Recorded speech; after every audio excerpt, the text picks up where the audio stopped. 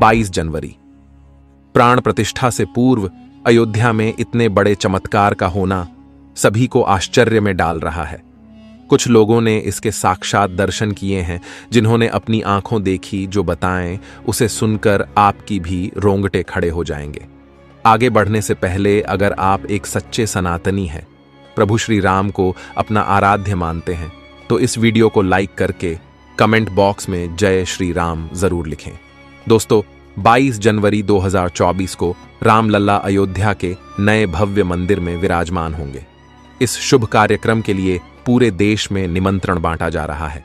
शहर से लेकर गांव तक घर घर अक्षत वितरण में बच्चों से लेकर बड़े तक सहयोग कर रहे हैं।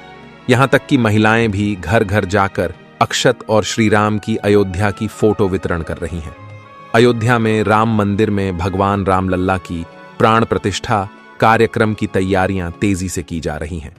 इस कार्यक्रम को बेहद भव्य बनाने के लिए कोई कसर नहीं छोड़ी जा रही है।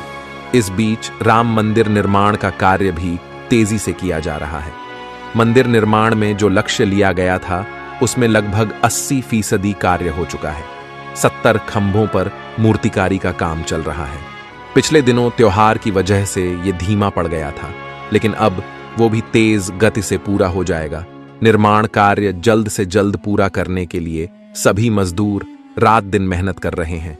लेकिन 10 जनवरी की रात कुछ ऐसा चमत्कार हुआ जिसे देखकर सभी मजदूरों के होश उड़ गए। जब रात्रि के समय सब मजदूर अपना काम निपटाकर तंबू में सो रहे थे, उसी समय अचानक से उन्हें वहां कुछ हलचल महसूस हुई। सुरेश नाम के एक मजदूर ने जब तंबू से बाहर झांक कर देखा, तो उसे राम मंदिर के परिसर कुछ अजीब सी पीली चमकती हुई चीज दिखाई दी। उसने अपने साथियों को जगाना चाहा, लेकिन कोई भी उसके साथ नहीं आया। जब हिम्मत करके सुरेश जब राम मंदिर परिसर में पहुंचा, तो वहां का नजारा बहुत चौंकाने वाला था, क्योंकि वहां पर उसे एक बहुत ही दिव्य चमत्कारिक विमान दिखाई दिया, जिसका आकार मोर के समान था, जो दिखने में काफी सुंदर और तेज से परिपूर्ण था, जो कि राम मंदिर परिसर में पिछले क्षेत्र में उतर रहा था। लेकिन उस विमान को नियंत्रित कौन कर रहा था, यह समझ नहीं आ रहा था, क्योंकि उस विमान में इतना तेज था कि सामान्य आंखों से नहीं देखा जा सकता था। लेकिन समझ में कुछ ऐसा आ रहा था, मानो स्वयं साक्षात भगवान राम पुष्पक विमान के माध्यम से अयोध्या में उतर रहे हों। सुरेश ने यह चमत्कार अपनी आंखों से देखा, लेकिन अचानक से ही वह बेहोश हो गया, क्योंकि वो उसके तेज को सहन नहीं कर पा रहा था। सुरेश जब सुबह उठा तो वो उसी स्थान पर मौजूद था और उसके साथ ही मंदिर निर्माण कार्य पूरा करने के लिए जा रहे थे। उसने सभी को रोककर रात्रि की सच्चाई बताई, लेकिन सभी उसकी हंसी उड़ा रहे थे। लेकिन सुरेश मन ही मन समझ चुका था कि प्रभु श्री राम अयोध्या आ चुके हैं। यह उसके लिए सौभाग्य था कि उसे इतना सुंदर दृश्य देखने को मिला, जहां शायद उसने साक्षात पुष्पक विमान के दर्शन किए थे, यानी कि प्राण प्रतिष्ठा से पहले अयोध्या प्रकट हुआ साक्षात पुष्पक विमान। दोस्तों, देश के अलग अलग हिस्सों में कई बार अजीब सी आकृति के विमान देखे गए हैं, जिनका संबंध कई बार तो एलियन के साथ जोड़कर भी देखा जाता है। यानी कि अयोध्या में उस रात्रि को मोर की आकृति का विमान देखना वास्तव में प्रभु श्री राम का ही कोई संदेश हो सकता है। लेकिन क्या यह विमान सचमुच में पुष्पक विमान है? इसकी आखिर क्या गारंटी है? इसे समझने के लिए हमें पुष्पक विमान के रहस्य को अच्छे से जानना पड़ेगा। आगे हमारे YouTube चैनल महादेव मिरेकल पर आपको पुष्पक विमान का रहस्य बताएंगे, जिसे समझकर आपको यकीन होगा कि अयोध्या में पुष्पक विमान का प्रकट होना कलयुग का सबसे बड़ा चमत्कार है। रामायण पुष्पक विमान का जिक्र है, जो पहले कुबेर के पास था। इसके बाद रावण ने उसे अपने सौतेले भाई कुबेर से लंका समेत बलपूर्वक हथिया लिया था। फिर रावण इसी के जरिए कहीं भी आता जाता था। रावण को हराने के बाद यह विमान श्री राम के पास आ गया। वो जीत हासिल करने के बाद इसी विमान के कहीं जगह होते हुए अयोध्या पहुंचे थे। रावण ने इसी के जरिए पंचवटी आश्रम से सीता का हरण किया था और उन्हें उस पर बिठाकर लंका ले गया था। कहा जाता है कि पुष्पक विमान आज के विमान की तरह था। पुष्पक विमान के जरिए रावण हवाई मार्ग से सफर किया करता था। रावण को मौत के घाट उतारने के बाद उसी विमान के जरिए प्रभु श्री राम, माता सीता और लक्ष्मण लंका से अयोध्या लौटे थे। रामायण में जिस तरह से पुष्पक विमान का जिक्र मिलता है, उससे तो यही लगता है कि ये आज के हवाई जहाज की तरह था, लेकिन तकनीक के मामले में मॉडर्न एरोप्लेन से कहीं आगे था। रामायण के सुंदरकांड के 7वें अध्याय में पुष्पक विमान के बारे में जानकारी मिलती है। पुष्पक विमान की आकृति मोर की तरह थी। ये अग्नि और वायु ऊर्जा से उड़ान भरता था। इसकी तकनीक इतनी उत्कृष्ट थी कि इसका आकार छोटा और बड़ा किया जा सकता था। कहा जाता है कि रावण अपनी पूरी सेना को साथ लेकर इस विमान से उड़ान भर सकता था। पुष्पक विमान अपने चालक की इच्छा के अनुसार गति पकड़ता था। ये मन की गति से उड़ान भर सकता था। विमान में बैठने के लिए कई आसन बने थे। पौराणिक कथाओं के मुताबिक युद्ध के बाद भगवान श्री राम ने विमान का पूजन कर ये दिव्य विमान वापस कुबेर को सौंप दिया। कुबेर ने पुष्पक विमान को भेंट स्वरूप प्रभु श्री राम को दे दिया, जिसके बाद इसी पुष्पक विमान से प्रभु श्री राम, माता सीता और लक्ष्मण अयोध्या पहुंचे। अब दोस्तों, कई हजारों सालों बाद एक बार फिर जब भव्य राम मंदिर का निर्माण हुआ है, तो प्रभु श्री राम अपने भाई लक्ष्मण और मां का सीता के साथ एक बार फिर से अयोध्या धाम पहुंच रहे हैं। वह भी अपने इसी पुष्पक विमान पर, जिसका नजारा वहां के मजदूर अपनी आंखों से देख चुके हैं। रामायण के प्रसंग में कहा गया है कि जब माता सीता को हरण करके रावण ले जा रहा था, तो रास्ते में जटायु ने अपने चोंच से रावण को चोट पहुंचाई थी। उस समय रावण पुष्पक विमान में ही मौजूद था। इसके बाद रावण ने तलवार से जटायु को लहूलुहान कर दिया था। जटायु घायल होकर जमीन पर गिर गए। जब सीता को खोजते हुए राम पेड़, पौधे और पक्षियों से पूछते जा रहे थे, तो रास्ते में घायल जटायु से मुलाकात होती है। मरणासन्न पड़े जटायु ही राम को बताते हैं कि रावण सीता को हरण करके किस दिशा में गया है। लेकिन जब साक्षात प्रभु श्री राम पुष्पक विमान में अयोध्या आ चुके हैं, तो भला उनके परम भक्त जटायु कैसे पीछे रह सकते हैं। अयोध्या में रामलला की प्राण प्रतिष्ठा से पहले जनपद की सीमा में गिद्धों का झुंड दिखाई दिया है। स्थानीय लोग इसे गिद्धराज जटायु से जोड़कर देख रहे हैं। वे इसे शुभ संकेत भी मान रहे हैं। मिल्कीपुर तहसील क्षेत्र के गांव धरोली में पिछले 10-12 दिनों से गिद्धों का झुंड वास कर रहा था।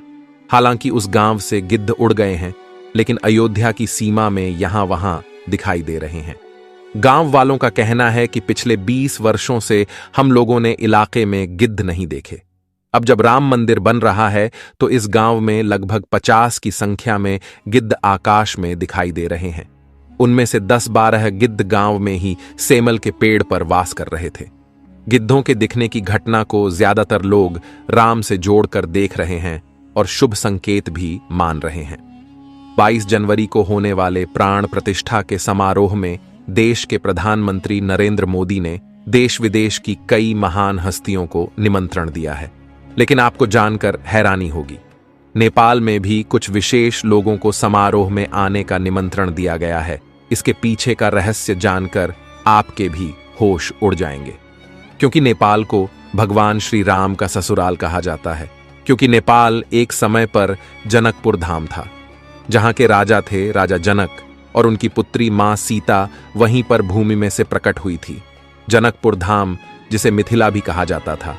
मिथिला संस्कृति में यह मान्यता है कि जब बेटी का गृह प्रवेश होता है, तो उसके मायके से तोहफा और अन्य सामग्री भिजवाई जाती है।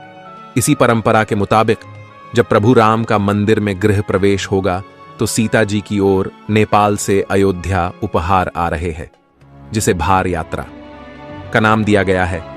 राम मंदिर की प्राण प्रतिष्ठा के लिए भगवान राम के ससुराल नेपाल के जनकपुर से कपड़े, फल और मेवा के साथ साथ उपहारों से सजे 1100 थाल आने वाले हैं।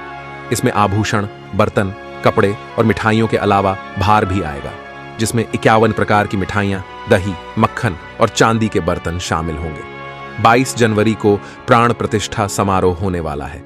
इसके लिए श्री राम जन्मभूमि तीर्थ क्षेत्र ट्रस्ट की तरफ से भगवान राम की ससुराल नेपाल के कई गणमान्य लोगों को निमंत्रण पत्र भेजे गए हैं।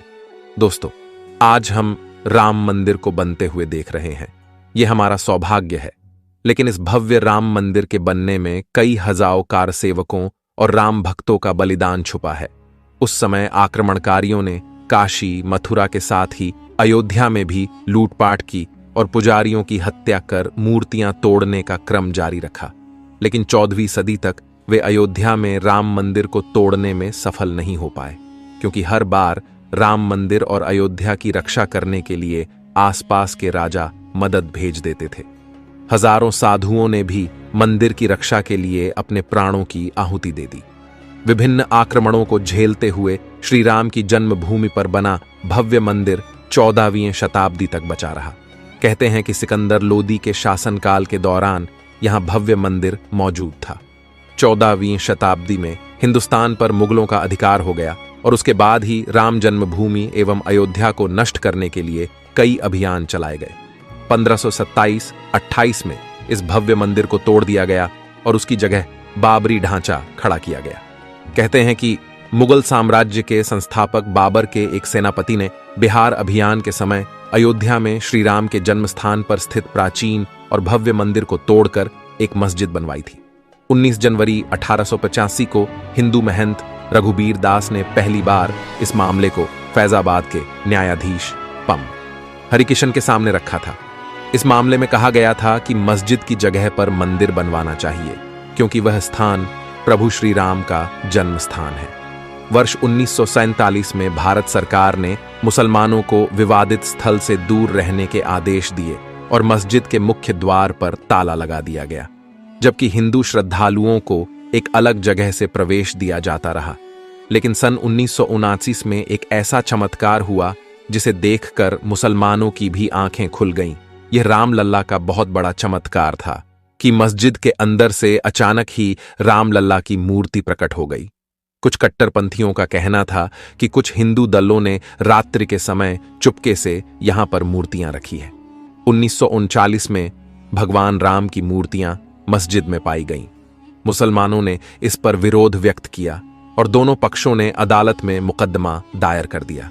सरकार ने इस स्थल को विवादित घोषित करके ताला लगा दिया। 30 अक्टूबर 1990 को हजारों राम भक्तों ने मुख्यमंत्री मुलायम सिंह यादव द्वारा खड़ी की गईं अनेक बाधाओं को पार कर अयोध्या में प्रवेश किया और विवादित ढांचे के ऊपर भगवा ध्वज फहरा दिया। लेकिन 2 नवंबर 1990 को मुलायम सिंह यादव ने कार सेवकों पर गोली चलाने का आदेश दिया, जिसमें सैकड़ों राम भक्तों ने अपने जीवन की आहुतियां दी। सरयू तट राम भक्तों की लाशों से भर गया था। इस नृशंस हत्याकांड के बाद अप्रैल 1991 को उत्तर प्रदेश के तत्कालीन मुख्यमंत्री मुलायम सिंह यादव को इस्तीफा देना पड़ा। उस समय कोठारी बंधुओं के बलिदान